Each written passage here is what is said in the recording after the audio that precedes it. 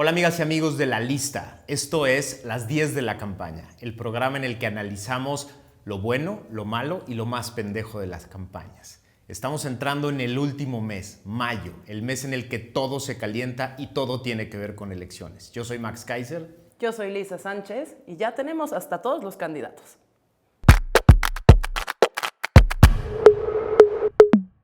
Y vámonos con la primera esta semana, un colectivo de organizaciones integrado por nosotros, Impunidad Cero, Poder, muchas otras más, sacaron un informe sobre el tema de desabasto de medicinas, Max, porque parece que en las campañas políticas todo es la vacuna, todo es la respuesta a la COVID-19 y sin embargo tenemos como país un problema gigantesco sobre el tema de escasez de medicamentos, sobre las redes de distribución de medicamentos, sobre el tratamiento de muchas enfermedades y parecería, Max, que nuestros candidatos no están hablando de eso, parece que no es tema en la elección. Es un gran drama porque cuando despertemos del COVID, cuando finalmente logremos resolver esta gran crisis, vamos a tener en la cara una crisis brutal que es todos los demás enfermos de todos los demás males de este país, esperando medicinas, esperando tratamientos, esperando ser atendidos de otras cosas que se quedaron suspendidas. Y no tenemos a los candidatos hablando de esto, que es un drama fundamental. La 2. Las joyas de candidatos que nos están presentando los partidos políticos. Desde acusados de pederastia, que según el Instituto Nacional de Migración, en una de esas ya se peló, hasta personas con brazaletes por deudas con la justicia, una de las personas más buscadas por la DEA y un montón de candidatos, decenas de candidatos que según nos están reportando las alianzas de feministas, tampoco cumplen con la 3 de 3 contra la violencia de género. ¿Qué significa esa 3 de 3, Max?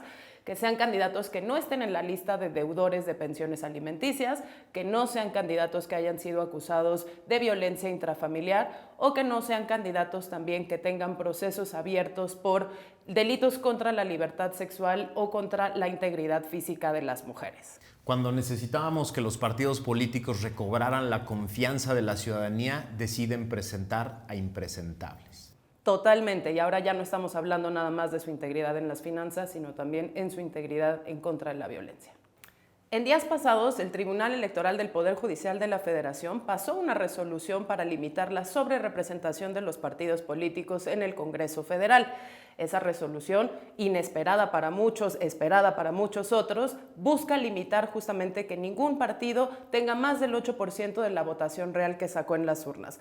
No sabemos si eso se va a poder hacer porque muchos dicen en su crítica que este acuerdo no termina por regular las coaliciones gubernamentales y que no va a terminar con el fenómeno de los diputados o los legisladores cachirules. ¿Tú cómo lo ves, Max? Pues mira, por lo menos se limita la trampa que ya se hizo para esta legislatura, que es esconder a candidatos de tu partido en otros partidos para tratar de darle la vuelta a la sobrerepresentación, engañar al electorado y que de pronto cuando se instala la Cámara resulta que el partido que obtuvo la mayoría no solo tiene una mayoría similar a la de la votación, sino una mayoría desproporcionada.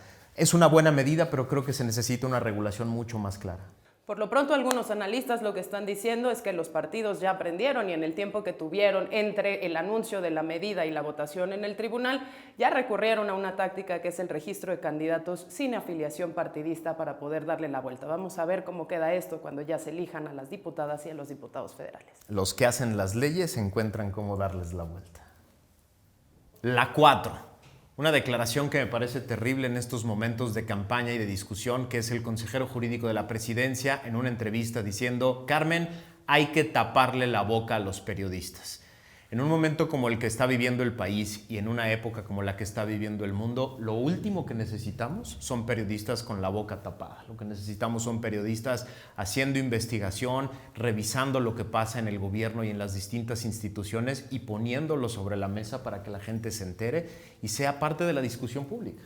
Totalmente, y además en un periodo electoral y en un país que es el segundo país más peligroso del mundo para ejercer el periodismo, en donde todos los esfuerzos precisamente por proteger a reporteros, periodistas de medios nacionales, de medios locales, de medios estatales, han fallado y han fallado estrepitosamente y donde además les hemos recortado el presupuesto significativamente en los últimos años, dejándolo prácticamente inutilizado, que sea el consejero de la presidencia, el consejero jurídico de la presidencia quien diga que los periodistas están mejor callados, pues sí, sin duda alguna constituye una agresión y una posición muy poco institucional que no deberíamos dejar pasar. El Estado debería de poner el tono, ¿no? El tono de lo que requerimos en este país en términos de libertad de expresión, y el tono no puede ser taparle la boca a los que te son incómodos. Al contrario, los periodistas nos dicen la verdad y por eso los necesitamos.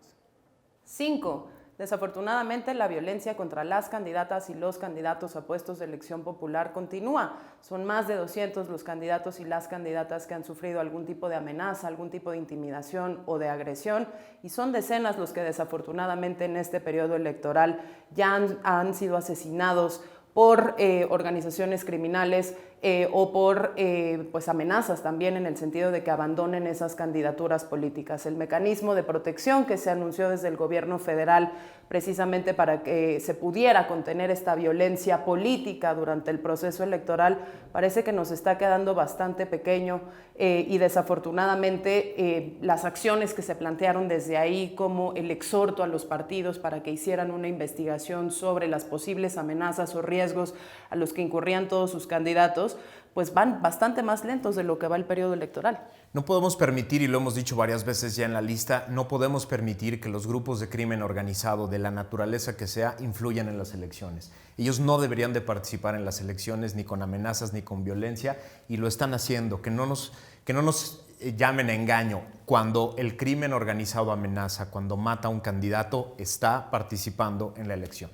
Totalmente, y además está participando mandando un mensaje muy peligroso que quiere decir que la intermediación del poder político y del poder público es precisamente lo que permite el crecimiento de estas economías ilícitas. Entonces, no solo debemos proteger a nuestros candidatos, también tenemos que fortalecer a la justicia para que justamente no exista esa intermediación.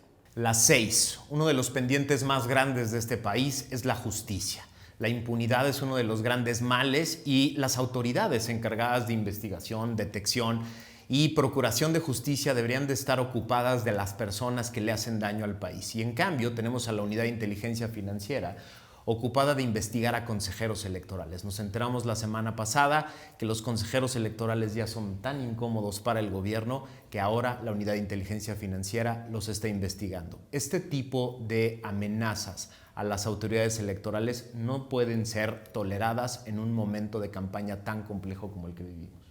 Efectivamente, la ciudadanía tendría que estar muy preocupada por los ataques que hemos visto recientemente a la autoridad electoral en medio de un proceso que es, como ya dijimos, la elección más grande a la que nos hemos enfrentado, pero no solo porque estamos ya en medio del proceso electoral, sino porque lo que necesitamos también es tener certeza de que nuestro árbitro sobrevivirá a este proceso electoral y no puede ser sometido a presiones políticas por ninguno de los partidos, ni por los partidos de oposición, ni por los partidos mayoritarios en el gobierno.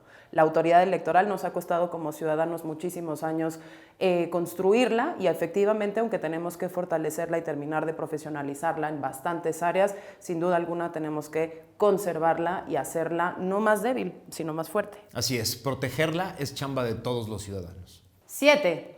Una de las buenas noticias de este periodo electoral es que desde distintas organizaciones, plataformas e incluso desde las autoridades electorales a nivel federal y estatal, las y los ciudadanos tenemos cada vez más información para conocer a nuestros candidatos, saber cuál es nuestro distrito, ver cuáles son las plataformas electorales de los partidos, y los partidos, en contrario, tienen cada vez menos posibilidades pues, de evadir esa transparencia y esa auscultación que podemos hacer desde fuera para saber si realmente tienen las competencias, si realmente son candidatos que conocen la entidad que pretenden gobernar y además si tienen, además del qué, el cómo en sus propuestas. Cada vez es más difícil para los partidos políticos esconder malos currículums, esconder historias del pasado que no deben ser contadas, y cada vez es más fácil para nosotros los ciudadanos enterarnos de todo lo que está sucediendo, de todo lo que proponen, de las historias de los diferentes partidos y candidatos, y por lo tanto cada vez es más fácil generarnos un criterio inteligente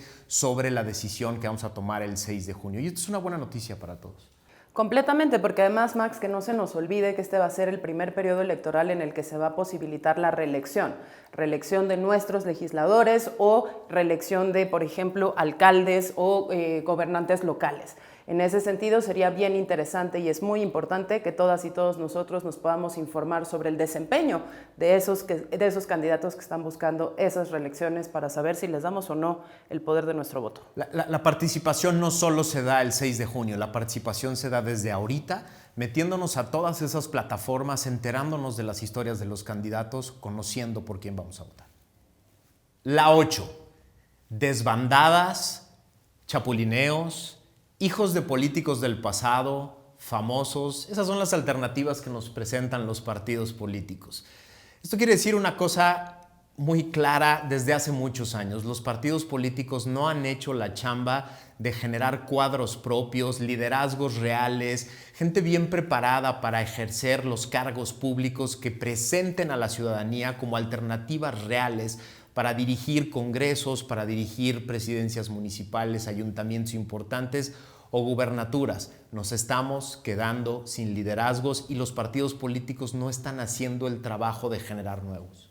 Y más allá de las personas, Max, yo creo que otra de las cosas muy tristes de este proceso electoral es que los temas y las promesas siguen siendo las mismas. El populismo punitivo, más cárcel, más delitos, más castigos, o el hecho de decir yo porque soy una persona famosa que tengo tu conocimiento y no necesito de la carrera política para representarte, en realidad soy la opción anticorrupción. No estamos viendo tampoco muchas agendas realmente novedosas que nos digan cómo le vamos a hacer para resolver varios de los problemas bien importantes que tenemos en este país. Liderazgos nuevos, liderazgos con sustancia, liderazgos con integridad, liderazgos de gente ya probada en cargos públicos que sean eficaces. Eso es lo que necesitamos. Lo que necesitamos son nuevos liderazgos, nuevas formas de ver el ejercicio público. Y sobre todo necesitamos muchas mujeres y muchas mujeres mucho más jóvenes a las que desafortunadamente tampoco se les ha dado la oportunidad. O mujeres que ya probaron esa trayectoria. Ahí tenemos varias que no van a poder reelegirse en la Cámara de Diputados porque sus partidos no lo permitieron. 9, y esta es la gran pendejada de la semana, después del 8M, después de que el movimiento feminista en México proyectara en el Palacio Nacional que un violador no será gobernador, pues tenemos el famoso fenómeno ahora de los Juanitos. Ya no va a ser Félix Salgado Macedonio el candidato a la gobernatura de Guerrero, pero va a ser su hija, y desafortunadamente su hija no es necesariamente la candidata ideal, no solo porque a pesar de la simulación de las encuestas que se llevó a cabo dentro del estado, pues se dejó fuera a candidatas que realmente tienen trabajo importante en el estado de Guerrero, como podría haber sido, por ejemplo, Beatriz Mojica, una feminista, una mujer que ha tenido pues una carrera ahí muy importante, y ahora entonces el partido lo que nos da frente a esas movilizaciones y frente a un movimiento feminista que ha sido mayoritariamente ignorado por este gobierno federal, pues la opción de una mujer, pero una mujer que será controlada por su padre.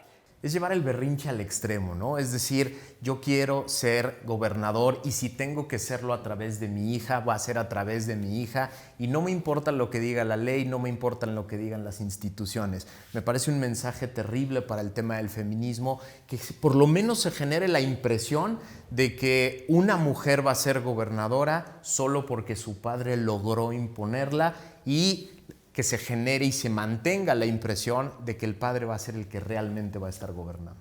Habiendo además buenos cuadros listas para haber participado dentro del partido mayoritario, pues bueno, terminamos esta semana justamente con el hashtag AMLO contra AMLO, porque se suponía que el nepotismo era cosa del pasado y ahora lo estamos volviendo a ver. La 10, la otra pendejada de la semana. La propuesta del presidente, del consejero jurídico, del vocero de la presidencia y del coordinador de la bancada de Morena en el Senado de desaparecer al INE, mandarlo al Poder Judicial, al INAI mandarlo al gobierno, agarrar a los autónomos y convertirlos otra vez en apéndices del gobierno, es la pendejada de la semana. Uno, porque no se puede, porque todos esos órganos son parte de la Constitución y no se puede hacer a través de reformas legales simplemente reorganizando la administración pública. Y dos, porque nos han costado décadas de estudio, de compromiso, de reingeniería del Estado mexicano para llevar funciones básicas del Estado a órganos autónomos que tengan la especialidad en el tema y sean precisamente independientes del gobierno en decisiones fundamentales.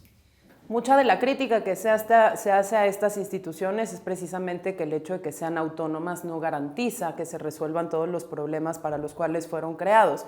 Y eso es cierto, es decir, la autonomía en sí misma no es ninguna panacea, sin embargo, sí nos ha ayudado a construir esa especialización de la que hablabas, Max, y hoy en día, por ejemplo, tenemos a cientos de miles de ciudadanos preparando y capacitando a otros ciudadanos para poder llevar a cabo estas elecciones de la manera más observada, más limpia, más expeditamente, digamos, posible. El hecho de que querramos desaparecer esto, llevarlo de nuevo a los gobiernos, básicamente lo que nos está diciendo es que este gobierno también tiene una muy mala idea de la autonomía, porque al margen de que esta no resuelva todos los problemas, la están entendiendo mal. Y uno de los mejores ejemplos que vimos también en días pasados sobre el mal entendimiento de la autonomía es precisamente la reforma a la Ley Orgánica de la Fiscalía General de la República. Abusando de esa mala idea de autonomía, pues básicamente le querían quitar responsabilidades sobre la búsqueda de personas, sobre el trabajo de las víctimas, sobre la protección a defensores de derechos humanos. Mejorar sus funciones, arreglar lo que no sirve, no desaparecerlas.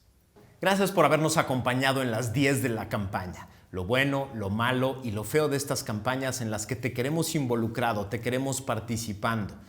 No te olvides, todos los martes, 6 p.m., las 10 de la campaña. Yo soy Max Kaiser. Y yo soy Lisa Sánchez. Muchísimas gracias a La Lista por este ejercicio y ojalá, Max, que lo que veamos en los próximos días sea que las propuestas aparezcan en este periodo electoral.